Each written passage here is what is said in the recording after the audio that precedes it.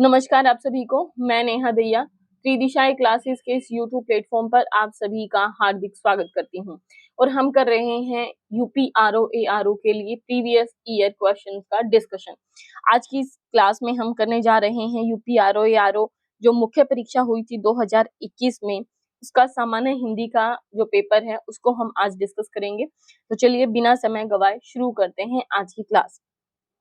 सबसे पहला क्वेश्चन है हमारे पास, निम्नलिखित में से कौन सा वाक्य अशुद्ध है। सबसे पहले जो सेंटेंस है वो है इसका तत्कालिक प्रभाव पड़ा। दूसरा है पत्र किसके नाम पर लिखा गया है। तीसरा है 1 रुपए में कितने पैसे होते हैं। और चौथा है भारत एक समृद्धिशाली देश है। इनमें से आपको बताना है कौन सा जो वाक्य है वो अशुद्ध है। तो यहाँ पर ध्यान से देखेंगे, इसका तत्कालिक प्रभाव पड़ा, ये सही है। सेकंड है पत्र किसके नाम पर लिखा गया है। तो पत्र किसके नाम पर लिखा गया है वाक्य गलत हो जाता है, क्योंकि कहा जाता है कैसे लिखते हैं, पत्र किसके नाम पर नहीं, पत्र किसके नाम लिखा गया है। तो जो ये पर शब्द है वो यहाँ से हट जाएगा। बाकी 1 रुपए में कितने पैसे होते हैं ये भी सही है। और लास्ट में क्वेश्चन मार्क है, क्योंकि प्रश्नवाचक ये वाक्य है। दूसरा और सबसे लास्ट है भारत एक समृद्धिशाली देश है, तो ये भी सही है। तो बी जो है आपका सही उत्तर हो जाएगा। बढ़ते हैं अगले क्वेश्चन पर। इनमें से विलोम शब्द का गलत युग्म बताना है। कौन सा गलत युग्म है। पहला है आविर्भाव, विभाव, अपराधी, निरपराध, उन्मूलन, रोपण, विहित, निषिद्ध। इनमें से बताना है कौन सा गलत है। तो जब हमने विलोम शब्द पढ़े थे उसमें हमने बताया था आविर्भाव का जो विपरीतार्थक होता है वो होता है तिरोभाव। आविर्भाव तिरोभाव, तो तिरोभाव इसका सही होता है विलोम शब्द, ना कि विभाव। ये हो गया गलत। अपराधी निरपराध ये सही है। उन्मूलन रोपण और विहित निषिद्ध ये सही शब्द हैं। तो जो गलत हो गया वो ए आंसर हो जाएगा आपका सही उत्तर। बढ़ते हैं अगले क्वेश्चन पर। अगला क्वेश्चन है तत्सम और उसके तद्भव रूप की दृष्टि से नीचे लिखे विकल्पों में कौन सा विकल्प गलत है। इसमें से बताना है। तत्सम और तद्भव दे रखे हैं। तत्सम शब्द जो संस्कृत से जो के तो हम प्रयोग करते हैं उन शब्दों को कहते हैं तत्सम शब्द। और दूसरे शब्द होते हैं तद्भव शब्द, जो कुछ परिवर्तन के साथ हम जिनका प्रयोग कर रहे हैं उन्हें हम कहते हैं तद्भव शब्द। जैसे कि अश्रु को हम आंसू कह देते हैं, तो अश्रु जो है वो तत्सम शब्द होता है और आंसू तद्भव शब्द है। यहाँ पर आपको बताना है कि कौन सा तद्भव और तत्सम की दृष्टि से नीचे लिखे वाक्यों में से गलत है। तो देखो आर्द्रक गीला, आर्द्रक ये शब्द जो है, आर्द्रक का तद्भव क्या होता है, आर्द्रक होता है अदरक के लिए प्रयुक्त होने वाला। और आर्द्र जो शब्द होता है वो होता है गीला। ठीक है, तो आर्द्र शब्द का मतलब होता है गीला और आर्द्रक का मतलब होता है अदरक। तो ये हो गया आपका गलत। तो आंसर तो पहले ही मिल गया, बाकी के भी हम देख लेते हैं। आदित्यवार मतलब रविवार यानी इतवार जिसको हम कहते हैं, ये शब्द सही है। उद्गुलन जिसका मतलब होता है उगलना, ये भी सही है। और उद्घाटन या उघाड़ना ये सही शब्द है। तो यहाँ पर जो ए है वो हो जाएगा आपका गलत युग्म। बढ़ते हैं अगले क्वेश्चन पर। निम्नलिखित में से कौन सा वाक्य शुद्ध है ये बताना है। मेरे लिए ठंडी बर्फ और गर्म आग लेकर आओ, गर्म आग लाओ। ठीक है। अगला है व्यायाम करना चाहिए जिससे कि स्वस्थ रहें। अगला है एक एक करके सभी मर गए। और डी है तुम्हारा यह कहना मेरे लिए बड़ी बात होगी। अब इसमें से बताना है कौन सा अशुद्ध वाक्य है और कौन सा शुद्ध वाक्य है। पहले आप ये छाट लीजिए। तो सबसे पहले सेंटेंस पर हम आप बात करते हैं, मेरे लिए ठंडी बर्फ और गर्म आग लाओ। तो ये गलत सेंटेंस, इसका शुद्ध होगा मेरे लिए बर्फ और आग लाओ, क्योंकि ये सबको पता है आग कैसी होती है, गर्म होती है, और बर्फ कैसी होती है, ठंडी। तो ये गलत शब्द हो जाएंगे। तो मेरे लिए बर्फ और आग लाओ ये इसका प्रयोग होना चाहिए था। अगला है, अब ऐसा तो नहीं होता कि आग ठंडी होती है आग गर्म ही होती है। यहाँ पर जो शब्द प्रयोग किए गए इनके लिए गलत है। तो ये हो गया आपका पहला गलत। अगला है व्यायाम करना चाहिए ताकि स्वस्थ रहें, जिससे कि स्वस्थ रहे नहीं होता है। क्या होना चाहिए, व्यायाम करना चाहिए जिससे कि स्वस्थ रहे, कहीं भी यूज कर लेते हैं, लेकिन जो मेन शब्द है वो होता है ताकि स्वस्थ रहें। तो ये होना चाहिए था। अगला एक एक करके सब मर गए, एक एक करके सब, एक एक करके नहीं, एक एक कर सब मर गए, एक एक कर सब मर गए, ये होना चाहिए था। अगला है तुम्हारा यह कहना मेरे लिए बड़ी बात होगी, तुम्हारा यह कहना मेरे लिए बड़ी बात होगा। ठीक है, होगा, होना चाहिए। तो यहाँ पर इसको स्टार लगा दीजिए क्वेश्चन मार्क, क्योंकि मुझे लग रहा है इस पे जो आंसर आए होंगे उस समय पे, तो ये क्वेश्चन जो है गलत में गया होगा पक्का, क्योंकि इसमें सारे के सारे जो वाक्य हैं वो अशुद्ध वाक्य ही हैं। शुद्ध यहाँ पर कोई भी सेंटेंस नहीं है। बढ़ते हैं अगले क्वेश्चन पर। और ज्यादा जिसके चांसेस हैं वो यही होगा, तुम्हारे यह कहना मेरे लिए बड़ी बात होगी, डी ही जो है इसका मैक्सिमम हो सकता है, इसका सही हो सकता है। बढ़ते हैं अगले क्वेश्चन पर। निम्नलिखित में से एक तथ्य गलत है, ये आपको बताना है। पहला है विशेषण से संज्ञा की व्याप्ति परिमित हो जाती है, तो ये सही बात है। विशेषण से क्या होता है, संज्ञा की व्याप्ति परिमित होती है, ये हमने उसकी परिभाषा में भी देखा था। अगला है जिस विकारी शब्द से संज्ञा की व्याप्ति मर्यादित होती है उसे विशेषण कहते हैं, ये भी सही बात है, ये उसकी परिभाषा में ही हमने देखा था। अगला है प्रयोग की स्थिति के आधार पर अंकित शब्द विशेषण और विशेष्य दोनों है। तो अंकित किसी का नाम भी हो सकता है और अंकित मतलब लिखा हुआ भी हो सकता है। तो जब किसी के बारे में अंकित बहुत सुंदर लड़का है, तो अंकित यहाँ पर विशेष्य का काम कर रहा है, क्योंकि किसकी विशेषता बताई जा रही है वो होता है विशेष्य।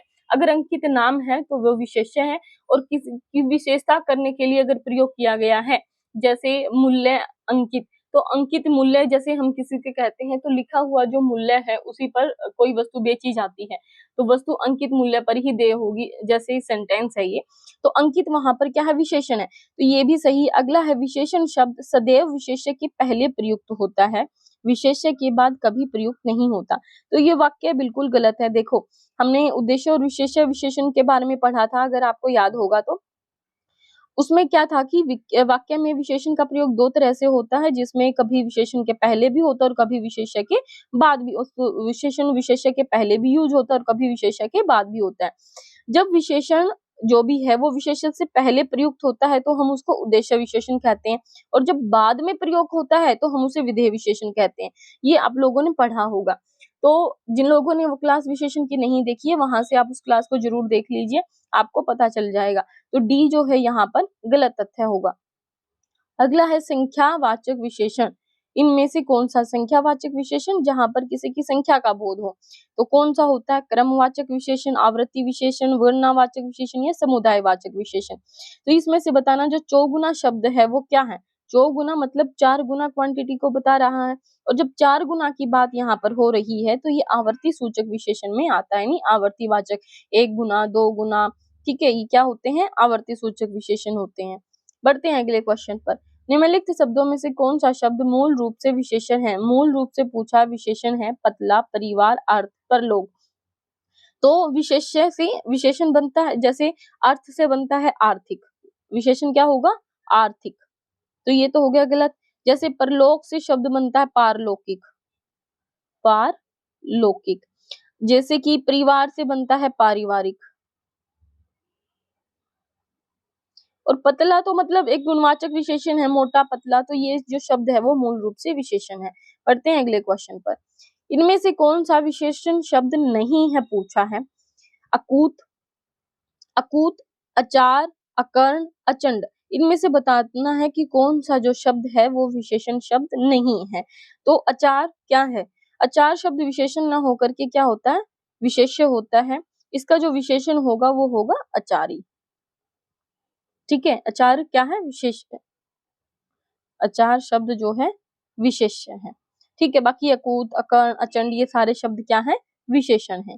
बढ़ते हैं अगले क्वेश्चन पर।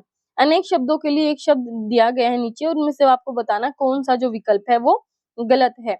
जंगल की आग, जिसको हम कहते हैं दावानल, समुद्र की आग, बड़वानल, पेट की आग, जठर अग्नि, आदि से अंत तक अनंत। इनमें से आपको बताना कौन सा जो विकल्प है वो गलत होगा।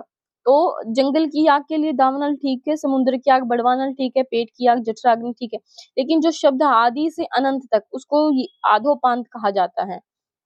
अधो, आधोपांत, ये शब्द जो है वो आदि से अंत के लिए प्रयुक्त किया जाता है। अनंत शब्द जो यहाँ पर लिखा है, अनंत का मतलब होता है जिसका अंत ना हो, ठीक है, तो यहाँ पर इसका नहीं प्रयोग किया जाएगा, बल्कि जो आधोपांत जो शब्द है, आधोपांत, ये यहाँ पर सही इसका जवाब होगा।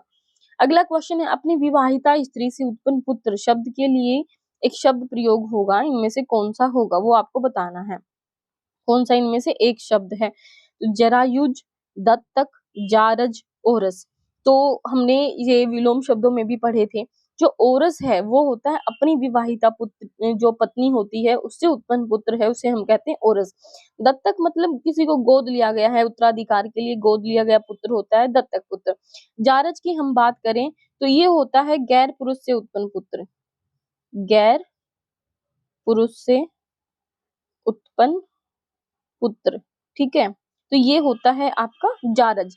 और जरायुज की हम बात करें तो जीव या शिशु जो लिपटा हुआ, जो खेड़ी में लिपटा हुआ पैदा होता है उसको हम कहते हैं जरायुज, यानी शिशु जो लिपटा हुआ पैदा होता है। और जारज मतलब गैर पुरुष से उत्पन्न पुत्र के लिए दत्तक, जो उत्तराधिकार के लिए गोद लिया गया है। और ओरस का मतलब होता है ओरस जो अपनी विवाहिता जो पत्नी है या स्त्री है उससे उत्पन्न हुआ पुत्र। बढ़ते हैं अगले क्वेश्चन पर। आवा का तत्सम रूप क्या होगा? तो आवा का जो तत्सम रूप है इनमें से बताना है कौन सा होगा दिए गए शब्दों में। तो अग्नि तो ये आग का होता है, ये आप लोगों को पता होगा, तो अग्नि आग तो एक जैसी होगी। आव और आपाग अब बचते हैं, तो आवा का जो शब्द होगा यहाँ पे तत्सम वो होगा आपाक, ठीक है। आपाक जो शब्द है वो यहाँ पर सही होगा। बढ़ते हैं अगले क्वेश्चन पर। इनमें से सरल शब्द का विलोम नहीं है पूछा है, विरल, कुटिल, वक्र, कठिन। कौन सा यहाँ पर जो इनमें से जो सरल शब्द है, तो सरल का उल्टा क्या होता है? आपको पता है सरल का होता है कुटिल, अगर सीधी लाइन गई है तो वक्र होता है सरल का, कठिन होता है वैसे तो सरल, कठिन या कुटिल भी हो सकता है। कौन सा विलोम नहीं है? तो सरल का विरल नहीं है, बाकी ये सब जो है इसके विलोम में प्रयुक्त हो सकते हैं। अगला क्वेश्चन, जो ज्ञात इतिहास से पहले का हो उसके लिए एक शब्द होता है प्रयोग में, वो आपको बताना है। अनैतिहासिक, ऐतिहासिक, प्रागैतिहासिक या इनमें से कोई नहीं। तो ये शब्द आप बहुत आसानी से लगा सकते हो, इसका आंसर होगा प्रागैतिहासिक, यानी प्रागैतिहासिक जो ज्ञात इतिहास से पहले का हो। अनैतिहासिक जो इतिहास से संबंधित ना हो वो क्या होता है? अनैतिहासिक। ऐतिहासिक मतलब जो इतिहास से संबंधित हो, ठीक है। और प्रागैतिहासिक आपने हिस्ट्री पढ़ी होगी तो उसमें आदि ऐतिहासिक, प्रागैतिहासिक ये सब जो शब्द हैं वो मिलते हैं। तो प्रागैतिहासिक मतलब जो ज्ञात इतिहास से पहले का हो। बढ़ते हैं आगे। जो अचानक आंखों से ओझल हो गया हो, इन अनेक शब्दों के लिए एक शब्द आपको बताना क्या होगा जो अचानक आंखों से ओझल हो गया हो। तो अंतर्ध्यान, अंतर्ध्यान, अंतर्ध्यान, शब्द अंतर्ध्यान ही है, लेकिन जो इसके लिए सही जो शुद्ध शब्द प्रयोग होगा वो होगा अंतर्ध्यान। ऐसे लिखा जाता है अंतर्ध्यान। इसको जरूर लिख के देखना। जो शुद्ध अशुद्ध शब्द हैं आपके उनको एक बार जरूर प्रैक्टिस करना है। उसके लिए आप कोई भी जो अच्छी सी किताब है उनको आप ले सकते हैं। आदित्य पब्लिकेशन की भी बुक आती है और हरदेव बहारी की भी किताब है, वो बहुत अच्छी किताबें हैं। तो उसमें आप पढ़ते टाइम पे एक बात याद रखना कि जो अशुद्ध शब्द है उनको एक टेप से चिपका दीजिए या किसी भी तरीके से ढक दीजिए, और जो केवल शुद्ध शब्द है उनको पढ़ना शुरू कर दीजिए। इससे क्या होगा कि जब आप गलत शब्द पढ़ोगे ही नहीं, तो जब आप लिखोगे तो केवल आपके मन में सही शब्द ही ध्यान रहेंगे, तो कंफ्यूजन नहीं होगा। अगला क्वेश्चन पढ़ते हैं। निम्नलिखित में से विलोम शब्दों का सही युग्म बताना है, कौन सा होगा? आग्रह, विग्रह, आकीर्ण, विकीर्ण, गणतंत्र, लोकतंत्र और थोक, प्रचुन, इनमें से बताना है कौन सा सही युग्म है। तो आकीर्ण, विकीर्ण, विलोम शब्द जो है वो सही है। इसके अलावा जो अन्य शब्द हैं, जैसे आग्रह का विग्रह नहीं होता, आग्रह का होता है अनाग्रह। गणतंत्र, लोकतंत्र, गण में भी लोग होते हैं, लोकतंत्र में भी लोग होते हैं, तो गणतंत्र का उल्टा लोकतंत्र नहीं बल्कि क्या हो जाता है? राजतंत्र। थोक, परचून, अब थोक परचून नहीं होता, थोक का उल्टा होता है फुटकर, ये इसका उल्टा होता है। अनुग्रह का, और जो अनुग्रह शब्द होता है, जैसे यहाँ पर विग्रह जो शब्द लिखा हुआ है वो होता है अनुग्रह का। यहाँ पर आग्रह है, आग्रह का अनाग्रह और अनुग्रह का विग्रह होता है, ये आपको ध्यान रखना है। बढ़ते हैं अगले क्वेश्चन पर। निम्नलिखित में से एक अशुद्ध वाक्य है, आपको बताना कौन सा अशुद्ध वाक्य है। तो पूज्यास्पद व्यक्ति का सम्मान करना चाहिए में करना चाहिए, ठीक है। अब दक्षिण इसमें क्या है? पूज्यास्पद व्यक्ति का सम्मान करना चाहिए, इसमें जो पूज्यास्पद जो शब्द है इसकी वर्तनी अशुद्ध है, जबकि इसको लिखना चाहिए पूजास्पद। ये ऐसे जो यहाँ पर यह शब्द का प्रयोग हुआ ये नहीं होना चाहिए था, तो ये अशुद्ध हो जाता है। दक्षिण भारत के लोग हिंदीतर भाषी हैं, हिंदीतर भाषी यानी हिंदी से अलग भाषा बोलते हैं, तो ये सही है। सुरेखा ने गीत की 2-4 कड़ियां गाई, ये भी सही है। अब परीक्षा प्रणाली बदलनी चाहिए, ये भी सही है। तो केवल जो आपका ए है वो गलत हो जाएगा यहाँ पर। उपत्यका का विलोम शब्द बताना है, क्या होगा? तो उपत्यका मतलब किसी चीज का अभाव होता है उसको कहा जाता है, तो इसका हो जाएगा अधित्यका। ये यहाँ पर जो ऑप्शन है बाकी इनका कोई लेना देना नहीं है। बढ़ते हैं अगले क्वेश्चन पर। निम्नलिखित में से शुद्ध वर्तनी वाला शब्द ये बताना है कौन सा है। तो सृष्टि को कैसे लिखा जाता है? ये लिखा जाता है सृष्टि। अभियांत्रिक नहीं होता, अभियांत्रिक होता है, अभियांत्रिक, या यहाँ पे अंक की बिंदी अभियांत्रिक।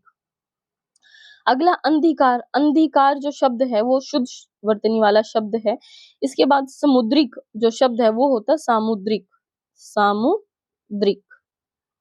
उम्मीद है ये शब्द आप लोगों को समझ में आ रहे होंगे। बढ़ते हैं अगले क्वेश्चन पर।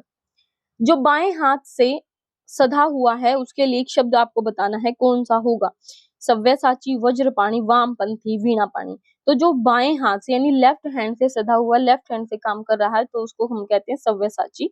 वामपंथी मतलब होता है जो साम्यवादी विचारधारा का व्यक्ति होता है। वज्रपाणी जिसके हाथ में वज्र हो, ठीक है, जिसके हाथ में क्या हो, वज्र रहता है, तो वज्रपाणी। और वीणापाणी जिसके हाथ में वीणा रहती है। पाणी हस्त के लिए प्रयोग होने वाला शब्द है, हाथ के लिए।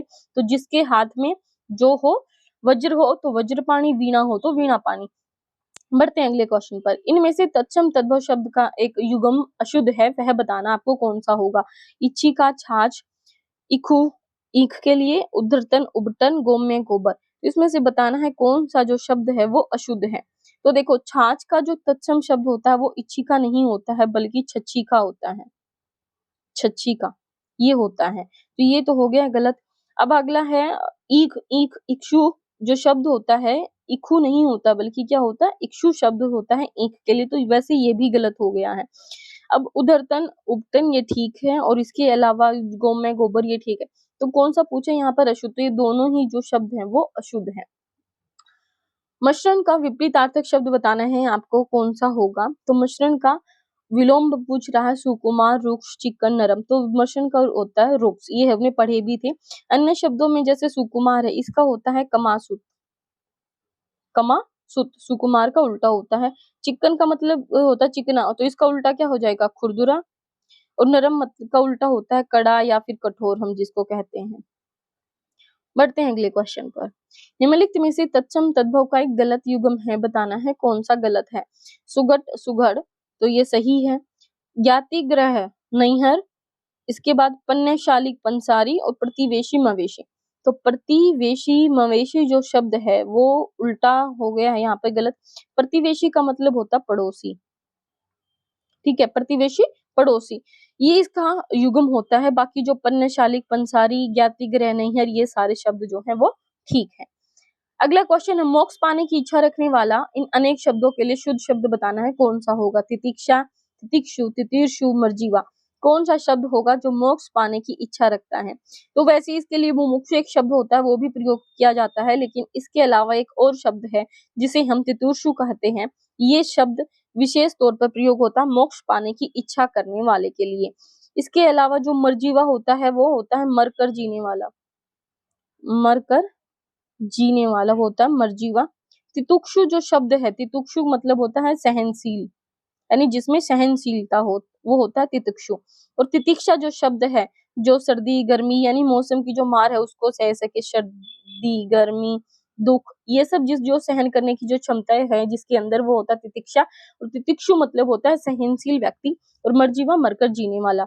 और तितुर्षु जो शब्द होता है वो मोक्ष पाने की इच्छा रखने वाले व्यक्ति के लिए प्रयुक्त होता है। इसका दूसरा शब्द मुमुक्षु भी होता है। बढ़ते हैं अगले क्वेश्चन पर।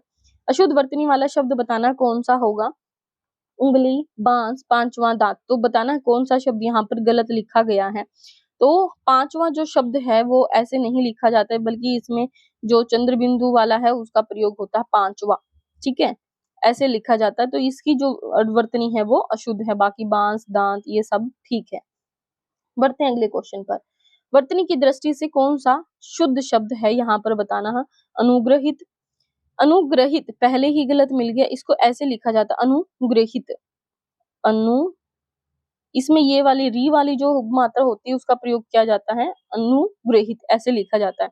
बाकी यहाँ पर जो शब्द है वो गलत लिखे गए हैं। अब यहाँ पर एक चीज और देखने को मिली कि यहाँ पर देखो छोटी ई की मात्रा है और यहाँ पर बड़ी ई की मात्रा है, तो आपको ध्यान रखना है इसमें हमेशा बड़ी ई की मात्रा ही आएगी, ठीक है।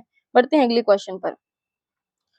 निम्नलिखित में से तद्भव शब्द बताना है आपको कि जो तद्भव शब्द है कौन सा सही है। भांडार, कुटुक, कुकर, मयंद, इसमें से बताना है कौन सा सही शब्द है। तो भांडार तद्भव शब्द है जिसका जो तत्सम शब्द होता है वो होता है भांडागार। भांडागार जैसे स्नानागार, ठीक है, जैसे स्नान घर का होता है वैसे ही भांडागार। और उसके अलावा जो कुकुर है, कुकुर तत्सम शब्द है, इसका होता है तद्भव कुत्ता। मयंद जो शब्द रहता है इसके लिए बताएं आप क्या होगा, इसके लिए कमेंट करके आप हमें जरूर बताएं। हालांकि मयंद शब्द भी तद्भव शब्द है जिसका एक मैं यहाँ पर बता ही देती हूँ। मयंद का मतलब होता है मृगेंद्र। अब इतना आप मुझे बताइए क्योंकि हमने बहुत सारे पर्यायवाची शब्द भी पढ़े थे, तो मृगेंद्र किसके लिए शब्द प्रयोग होता है ये आप कमेंट सेक्शन में जरूर बताएं। कुटुक कुत्ते, इसके लिए कड़ुआ, कुटुक मतलब कड़ुआ के लिए होता है प्रयोग और कुकुर मतलब कुत्ते के लिए प्रयोग होता है। अगला क्वेश्चन, वह बहुत, तो यहाँ पर जो आपका सही आंसर हो जाएगा वो तद्भव पूछा कौन सा होगा, तो भंडार जो है वो आपका सही हो जाएगा। ठीक है, तो मयंद भी हालांकि तद्भव शब्द है, तो दो यहाँ पर इसके आंसर हो सकते हैं। मयंद इसका तत्सम होता है मृगेंद्र। वह बहुत खाता है, इस वाक्य में प्रयुक्त बहुत शब्द इसमें से बताना है क्या है। अपूर्णांक बोधक विशेषण, परिमाण बोधक विशेषण, निश्चित संख्यावाचक विशेषण या तुलनात्मक विशेषण, ये आपको बताना है क्या है। तो वह बहुत खाता है, इस वाक्य में जो बहुत शब्द है वो परिमाण के बता रहा है कि क्वांटिटी ज्यादा है, लेकिन क्वांटिटी निश्चित नहीं है, ये भी बात है। बहुत खाता है लेकिन कितना खाता है इसका आइडिया नहीं है, तो यहाँ पर होगा परिमाण बोधक विशेषण।